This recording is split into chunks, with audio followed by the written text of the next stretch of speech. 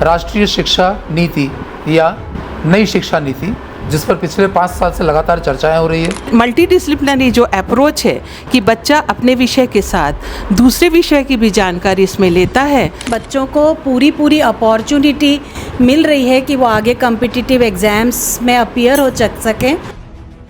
6 महीने में अपनी CA, CMA, CS की भी परीक्षाएं दे रहे हैं, साथ साथ अपना BCom के जो ऑनर्स का जो कोर्स है वो करने में सक्षम हो रहे हैं। हमारे स्टूडेंट्स होम साइंस के सब्जेक्ट्स लेकर और एक्स्ट्रा जी लेकर पढ़ रहे हैं। उन्हें बहुत अच्छा लग रहा है जब वो न्यूट्रिशन के सब्जेक्ट्स पढ़ते हैं। गुड मॉर्निंग, नमस्कार, जय जोहार। आज हम हैं भिलाई के टॉप प्राइवेट कॉलेज भिलाई महिला महाविद्यालय में। विषय है हमारा राष्ट्रीय शिक्षा नीति या नई शिक्षा नीति, जिस पर पिछले 5 साल से लगातार चर्चाएं हो रही है, बैठकें हो रही है, कार्यशालाएं हो रही है। इसे इम्प्लीमेंट कर दिया गया है, मगर कुछ दिक्कतें आज भी बाकी हैं। तो हमारी कोशिश ये है कि महाविद्यालय की तरफ से फीडबैक लेकर हम इसे विश्वविद्यालय स्तर पर और परिषद स्तर तक इसको लेकर हम जाएँ। तो हमारे साथ हैं डॉक्टर प्रतिभा छाया क्लॉडियस, प्रिंसिपल महिला महाविद्यालय। सबसे पहले आपको बधाई देना चाहूँगा मैडम, थैंक यू, कि अभी आपने प्राचार्य का पद संभाला है और ऐसे समय में संभाला है जब चुनौतियाँ बहुत ज़्यादा हैं। तो आइए हम इनसे जानना चाहेंगे कि NEP इम्प्लीमेंट करने में क्या दिक्कतें आ रही हैं, इसके आउटकम को लेकर कितनी पॉजिटिविटी है, फैकल्टीज़ को हम किस तरह तैयार कर रहे हैं और बच्चों तक उसे कैसे पहुँचा पा रहे हैं। तो मैडम, NEP के बारे में आप क्या कहना चाहेंगे? जब हमें पता चला कि NEP 2020 लागू हो रहा है तो ये हमारे लिए बहुत अपने आप को हम बहुत गर्व महसूस कर रहे थे कि भाई हम एक ऐसे चैलेंज को स्वीकार करने जा रहे हैं जिससे हम वाकिफ़ नहीं हैं। लेकिन धीरे धीरे हमें जैसे जैसे फीडबैक मिलता गया, यूनिवर्सिटी से दिशा निर्देश, हायर एजुकेशन से जैसे दिशा निर्देश मिलने लगे, तो मैं उस दिन बहुत खुश हुई। मुझे ये लगा कि हमारे बच्चे जो कैरियर बनाना चाहते हैं वो केवल इंजीनियरिंग या मेडिकल तक सीमित रह जाते हैं और UPSC PSC में हमारे बच्चे पीछे क्यों रह जाते हैं। तो ये इसमें मुझे ये अच्छा लगा कि मल्टी डिसिप्लिनरी अप्रोच जो है नई शिक्षा नीति की, ये चीज़ें मुझे बहुत ही अट्रैक्ट करी। और मैं इस चीज़ को हमारे पास हमारी वाइस चांसलर मैडम, पूर्व वाइस चांसलर मैडम आई थी हेमचंद यूनिवर्सिटी की, और उन्होंने सबसे पहले हमें इस बारे में अवगत कराया। तो उस दिन भी मुझे लगा कि ये बच्चे, चूँकि देखिए जैसे साइंस का एक बच्चा होता है और जब PSC फेस करता है तो साइंस का सब्जेक्ट बहुत ही वास्ट होता है, लेकिन यदि वो आर्ट्स सब्जेक्ट ले करके या दूसरे सब्जेक्ट ले करके उसको उस एग्ज़ाम को फेस करता है तो वो उसमें वो काफ़ी सक्सेस होने की प्रोबेबिलिटी बढ़ जाती है।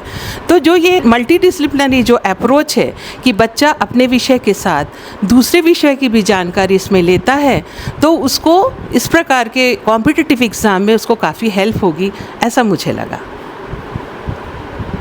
तो मैडम को ऐसा लगता है कि एक अतिरिक्त विषय चुनना PSC लेवल की तैयारी के लिए अच्छा हो सकता है या एक ऑल्टरनेटिव करियर में जाने के लिए अच्छा हो सकता है। तो हमारे साथ आज 3 HODs और इस महाविद्यालय की अवेलेबल हैं, कॉमर्स, होम साइंस, माइक्रोबायोलॉजी। तो हम एक एक करके इन सबसे जानना चाहेंगे कि उनको कैसा लगता है कि जो कोर्स जोड़ी गई है, क्या वो कोर्स इतना वास्ट है कि उससे हम एक विषय के रूप में चुन सकते हैं। तो सबसे पहले हम बात करना चाहेंगे doctor Rupam Ajit Yadav, HOD home science. तो स्वागत है मैम आपका। Thank you sir. तो आप बताइए कि आपका विषय जो लोग चुन रहे हैं, हाँ जी, उनके लिए आप क्या ऑफ़र कर पा रहे हैं और कितना बच्चा कवर कर पा रहे हैं? हम बच्चों को GVAC के थ्रू बहुत सारे सब्जेक्ट्स ऑफ़र कर रहे हैं सब्जेक्ट वाइज, और मेरा ख्याल है बच्चों इससे साइंस और आर्ट्स का जो डिस्क्रिमिनेशन है उसको हम दूर कर रहे हैं। बच्चों को पूरी अपॉर्चुनिटी मिल रही है कि वो आगे कॉम्पिटिटिव एग्ज़ाम्स में अपीयर हो सकें। और दूसरी चीज़ जो मुझे सबसे अच्छी इस NEP की लगी वो ये कि यदि किसी कारण से बच्चा अपनी पढ़ाई 1 साल बाद कंटिन्यू नहीं भी कर पा रहा तो उसको पहले साल में सर्टिफिकेट, फिर डिप्लोमा, फिर डिग्री विद ऑनर्स और रिसर्च के लिए वो अपने फील्ड से सब्जेक्ट को सिलेक्ट करके और आगे बढ़ सकता है। तो सबसे बड़ा बेनिफिट यही है। फिर दूसरी बात, हमको जो अभी इंटरनेट और इसके बारे में थोड़ा सी कम जानकारियाँ थी, वो बच्चे अब उससे बहुत अवेयर हो रहे हैं, फैमिलियर हो रहे हैं। टेक्नोलॉजिकल नॉलेज उनको ज़्यादा मिल पा रही है, और दूर वाले जो गरीब बच्चे हैं उनको भी ज़्यादा एवेन्यूज़ मिलेंगे, ऐसा मेरा मानना है। तो हम जानना चाहेंगे डॉक्टर भारती वर्मा से, आप HOD कॉमर्स हैं, और भिलाई के बारे में ऐसा कहा जाता है कि एक छोर इसका मेडिकल है, दूसरा छोर इसका इंजीनियरिंग है, और बीच का पूरा जो ग्राउंड है वो कॉमर्स का है। तो कॉमर्स में लोग आ भी रहे हैं, बड़ी संख्या में बच्चे आज कॉमर्स में आ रहे हैं, और ये लगभग एक टेक्निकल विषय बन चुका है। तो यहाँ आने का बच्चों को क्या फ़ायदा मिल रहा है? जी धन्यवाद सर, नमस्कार आप सभी को। सर जैसा कि आपने कहा कि भिलाई जो है वो इंजीनियरिंग और मेडिकल के साथ साथ एक कॉमर्स एजुकेशन का भी बहुत बड़ा हब बन चुका है। यहाँ से हमारे बहुत सारी छात्र जो हैं वो CA CMA की कोचिंग के साथ साथ जो BCom की डिग्री, और अब जो नए जो है नेशनल एजुकेशन पॉलिसी में उनको जो उनके मन में बड़ी इच्छा थी कि वो ऑनर्स की डिग्री भी प्राप्त करें, ये सुविधा उन्हें इस नए पॉलिसी के अंतर्गत प्राप्त हो रही है। और मैं समझती हूँ कि जैसे कि 6 महीने का जो अब इनका सेमेस्टर का कोर्स आ गया है, तो उन्हें वो दोनों ही पढ़ाई करने में थोड़ी सुविधा हो जाएगी, और वो 6 महीने में अपनी CA CMA CS की भी परीक्षाएं दे रहे हैं, साथ साथ अपना BCom के जो ऑनर्स का जो कोर्स है वो भी वो करने में सक्षम हो रहे हैं। चूँकि NEP के अंतर्गत सर सबसे बड़ी जो मार्किंग स्कीम जो यहाँ पे आई है वो बहुत ही मुझे लगता है कि छात्राओं के लिए काफ़ी सरल है, क्योंकि जो उनका आंतरिक मूल्यांकन है वो उनके अंक को बढ़ने में काफ़ी सहायक हो जाता है। और जो 70 नंबर की भी जो परीक्षा का जो परीक्षा प्रणाली है कि जो ऑब्जेक्टिव क्वेश्चंस हैं और जो शॉर्ट टाइप ऑफ क्वेश्चंस हैं और जो लॉन्ग आंसर्स हैं वो उसे काफ़ी इजी वे में हल कर रहे हैं। अभी जैसा कि पिछला परीक्षा परिणाम हमने देखा, तो इस तरह से वो साथ साथ ऑनर्स के साथ साथ प्रोफेशनल डिग्री भी हासिल करने में सक्षम हो रहे हैं। और मैं समझती हूँ कि भिलाई पूरा क्षेत्र ही वाणिज्य के क्षेत्र में इस तरह की परीक्षा प्रणाली में बहुत आगे निकलने का प्रयास करेगा। धन्यवाद। अब हम आते हैं उस विषय की ओर जो बदलती दुनिया के साथ कदम ताल करता है, जो हर चुनौती का मुकाबला करने के लिए हर क्षण तैयार रहता है। फील्ड चाहे कोई भी हो, वहाँ इनका हस्तक्षेप स्पष्ट दिखाई देता है। तो हम बात करेंगे माइक्रोबायोलॉजी और बायोटेक की HOD डॉक्टर भावना पांडे जी से।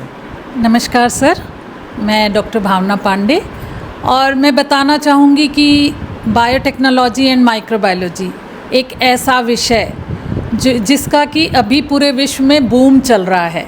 इसने सिद्ध कर दिया कि किस तरह से एक माइक्रो ऑर्गेनिज़म जिसने पूरे विश्व को हिला दिया था कोविड-19 के दौरान, बायोटेक्नोलॉजी वालों ने उसके अगेंस्ट वैक्सीन बनाया और हम आज सारे के सारे स्वस्थ हैं और अच्छे से हैं।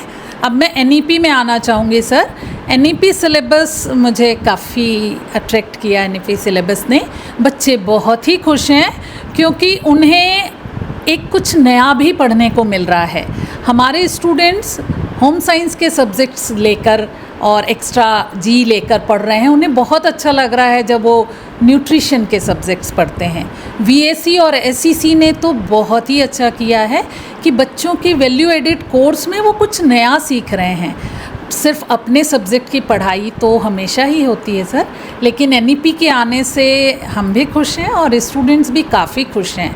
और स्पेशली 3rd सेमेस्टर में आने के बाद जब DSE इंट्रोड्यूस हुआ है तो उसमें बहुत अच्छा है कि शुरू से ही बच्चा जिस सब्जेक्ट में उसको इंटरेस्ट है उसको लेकर आगे चल सकता है, और आगे चलेगा तो उसको ऑनर्स की डिग्री मिलेगी।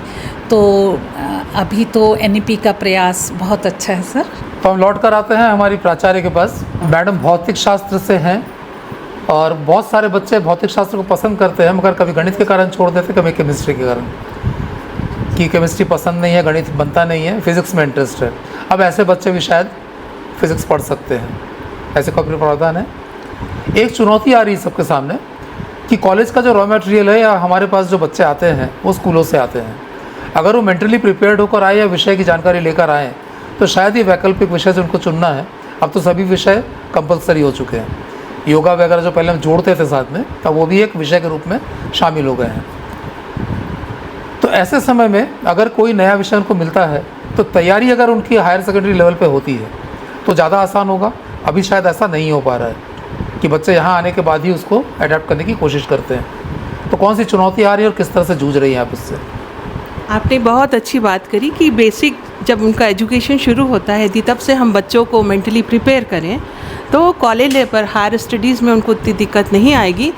मेरा ये सोचना है सर कि जैसे एक छोटे बच्चे का जन्म होता है और उसके पालन पोषण में कितनी चुनौतियाँ आती हैं, तो जो नेशनल एजुकेशन पॉलिसी, एक नई पॉलिसी जो आई है, उसका भी जो पहला स्टेप है उसमें कई चुनौतियाँ आएंगी, लेकिन धीरे धीरे बच्चे और टीचर्स दोनों इस अपने आप को तैयार करेंगे इन चुनौतियों को फेस करने के लिए, और ये चुनौतियाँ लगातार हमारी कम होगी। जहाँ तक फ़िज़िक्स की बात है, मैं फ़िज़िक्स की टीचर रह चुकी हूँ, तो फ़िज़िक्स एक ऐसा सब्जेक्ट है जिससे बच्चे थोड़ा डरते हैं, और स्कूल लेवल पर ये देखा गया है कि गणित पे अभी रुझान बहुत कम हो रहा है। हम एडमिशन के पॉइंट ऑफ व्यू से देखें तो मैं एक जगह एग्ज़ाम लेने गई थी, तो वहाँ बीए का एक बच्चा आया प्रैक्टिकल लेने, उसने जो है जीई में भौतिक शास्त्र को चुना था।